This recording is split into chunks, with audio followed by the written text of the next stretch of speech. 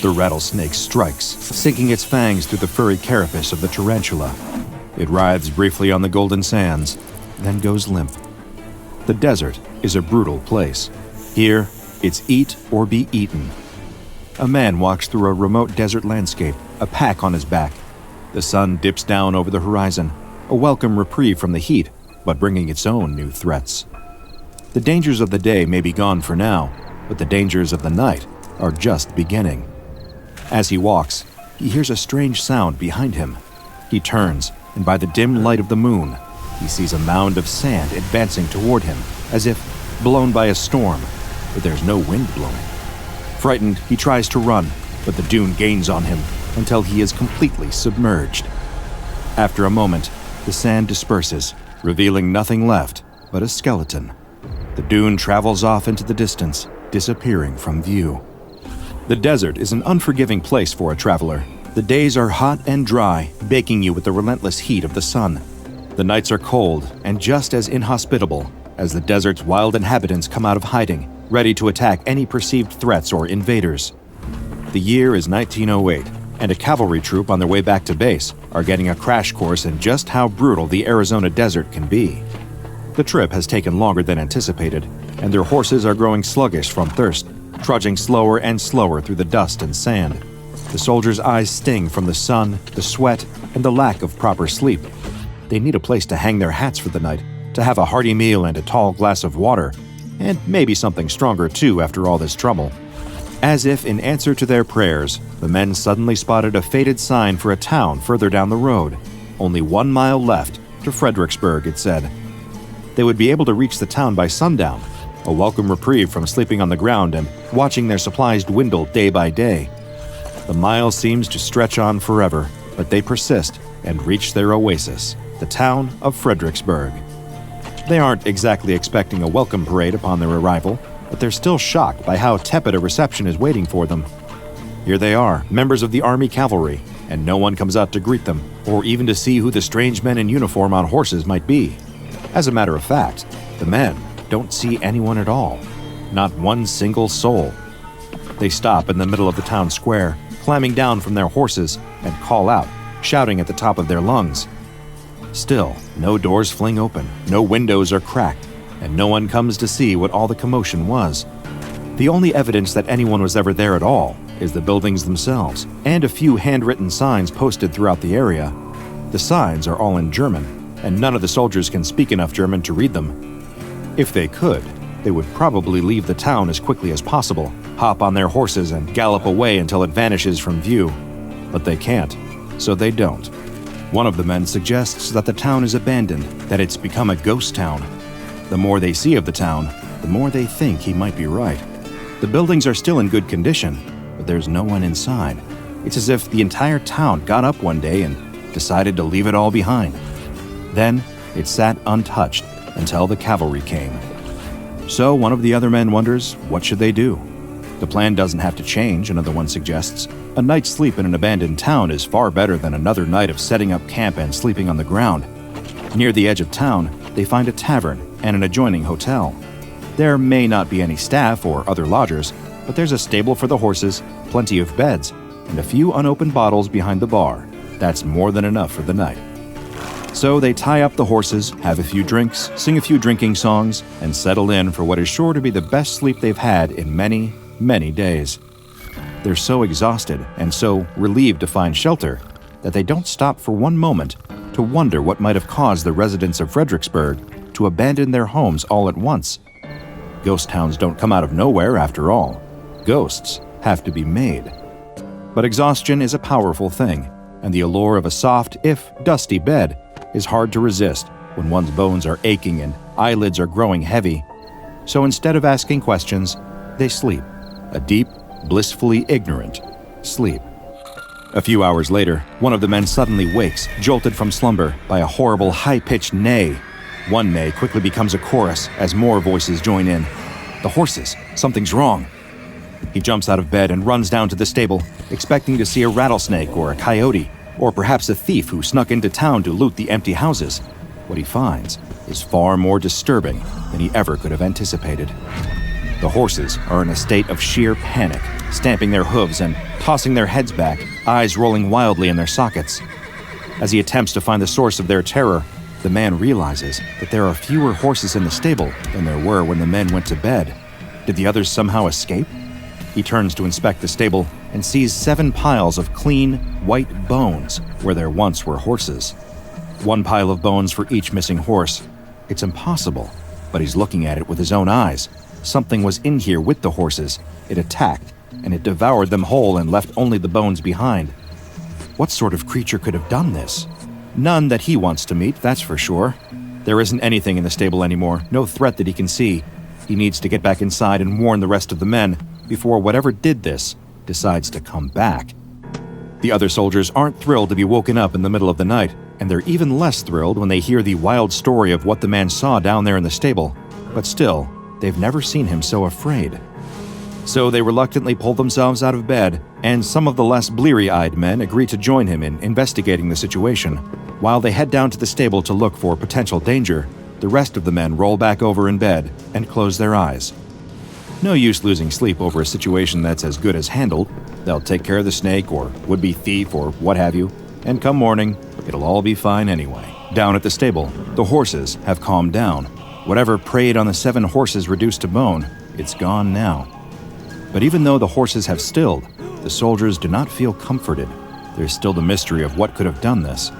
They were afraid of what they might find when they came down to investigate, but finding nothing is somehow worse.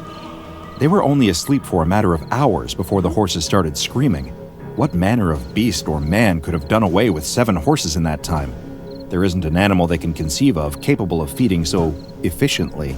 Sure, a wolf can kill quickly, but to kill 7 times in a row without a sound, without a fight, and to clean the bones of any speck of meat, all without being caught, it seems like the work of something beyond the natural world.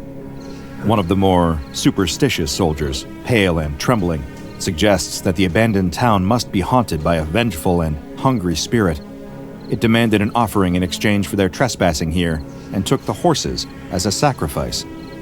The others laugh at him, but secretly, they're just as frightened as him. They're supposed to be brave in the face of the unknown, but it's the dead of night in a town with no people, and something is eating the horses. Meanwhile, back in the hotel, many of the other men struggle to get back to sleep.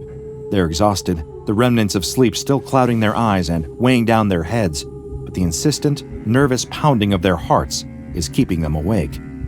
They are suddenly acutely aware of the complete silence that surrounds them. In the dark, they can't hear anything but their own breathing, quick and shallow. Then, suddenly, another sound breaks through the quiet. It's a soft sound, like a tide rushing ashore.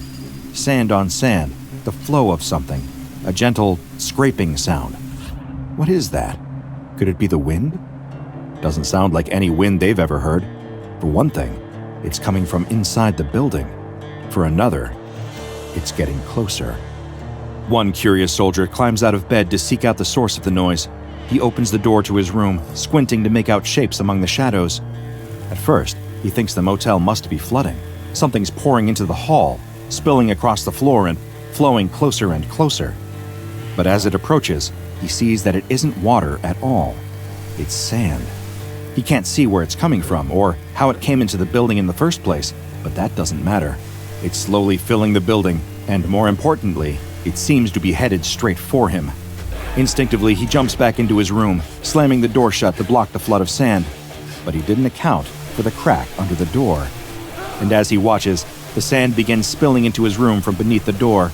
It moves as if it were alive, creeping across the floor toward him. He scrambles backward, jumping onto the bed to avoid the tide of sand. Still, it advances closer and closer, piling up until it can reach him there. There's no doubt about it. This is no ordinary sand.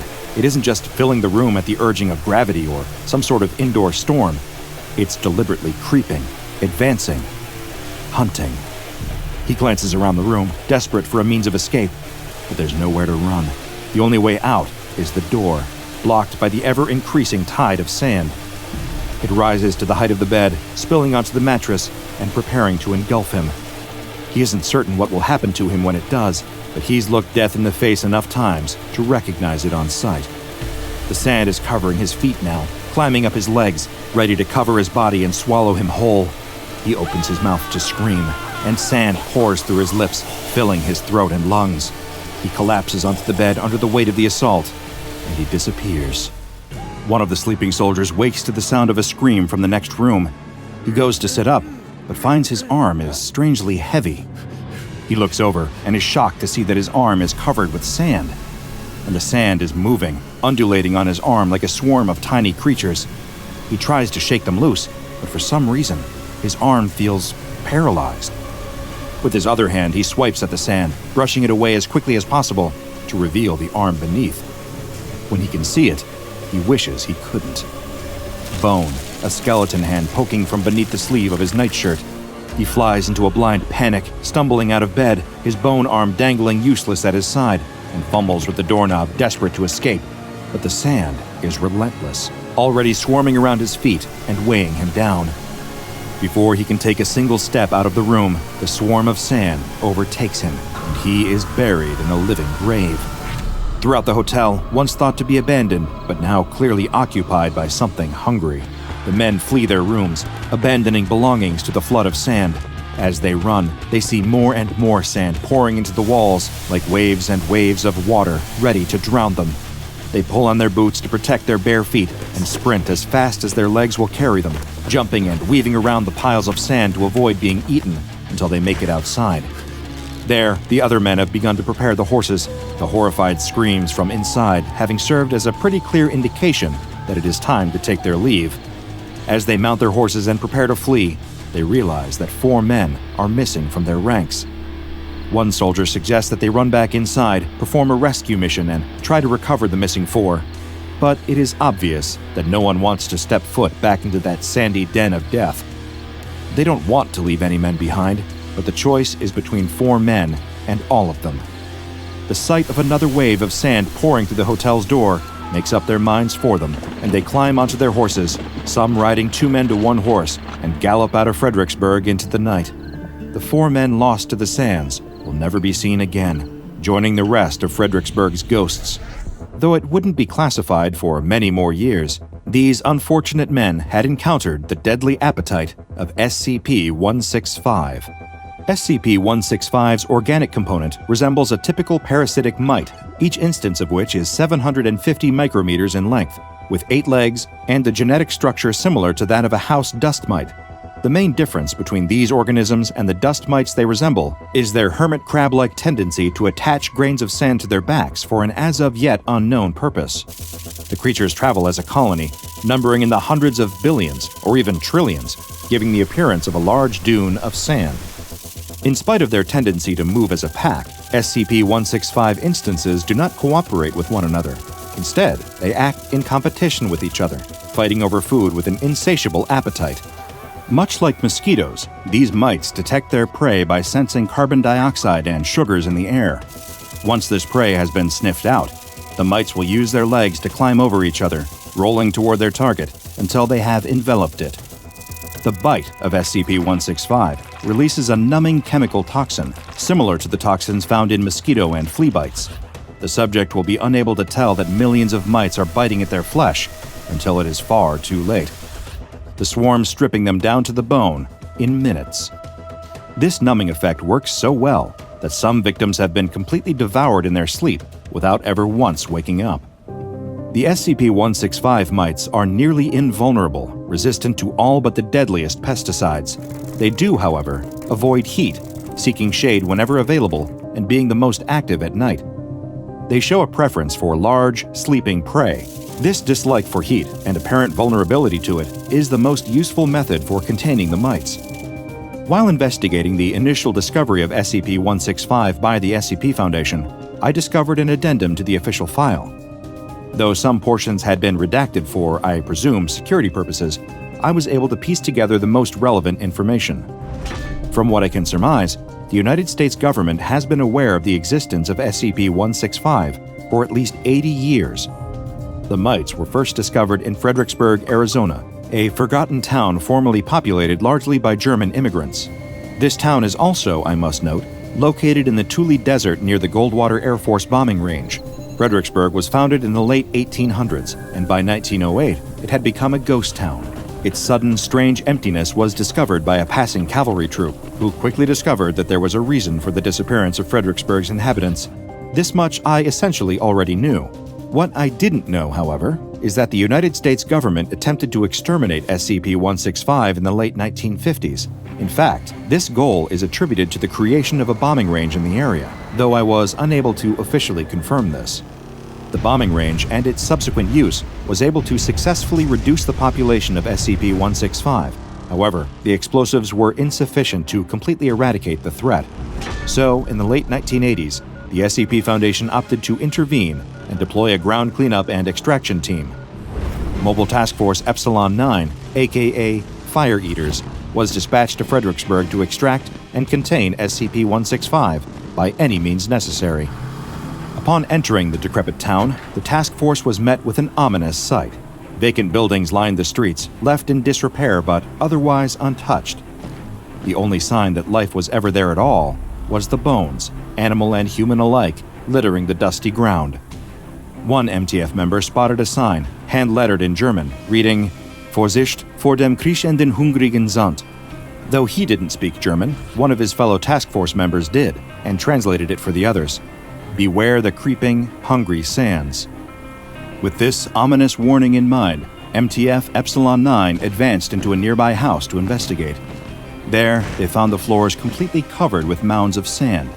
The untrained eye might just assume that this was ordinary sand, but the task force knew better. These were instances of SCP-165 hiding from the heat and sunlight beneath the shelter of this roof. At the first sign of movement, their suspicions were confirmed, and the MTF members produced their flamethrowers, assaulting SCP-165 with blasts of fire until the movement ceased. These measures proved highly successful, melting the sand to glass and repelling whatever mites were not trapped inside. A living dune made up of 4 metric tons of SCP-165 was contained and transported to ABC Area 14. SCP-165 is contained in a facility at Armed Biocontainment Area 14. SCP-165 is considered to be a contagious, pathological organism, and so containing it requires the highest sterilization and quarantine procedures to be followed. There are microwave field generators placed around SCP-165's containment area in order to restrict the movement of the dune. Once every 9 days, the mass of SCP-165 is to be fed at least 750 kilograms of live cattle. Attempts to feed the entities via pre-slaughtered food sources have proven ineffective. For whatever reason, they prefer live prey. Unfortunate for the cows, but the Ethics Committee has proposed that they be sedated prior to feeding time in order to minimize potential suffering. We tend to associate sand with discomfort, whether it's intruding on a day at the beach and wedging itself into the most inconvenient crevices, or sticking to anything and everything placed in its vicinity. As someone once said, it's coarse, it's rough, and it gets everywhere. But if SCP-165 ever breaks containment and spreads to other parts of the country, or even the world, it could do much more harm than some simple irritation. That is, if it isn't already out there. The mites feed so quickly, so efficiently, it's possible they're dwelling in other sandy areas and just haven't been discovered yet. How many small desert towns have they picked to the bone? How many beachside communities have been decimated? I can't say for sure, but I can say this. Next time you take a trip to the shore and decide to feel the sand between your toes, make sure to look down from time to time, just to make sure your toes are still there. Check out the DrBob Patreon and become a junior researcher today. Now go and watch another entry from the files of DrBob, like SCP-913, Mr. Hungry.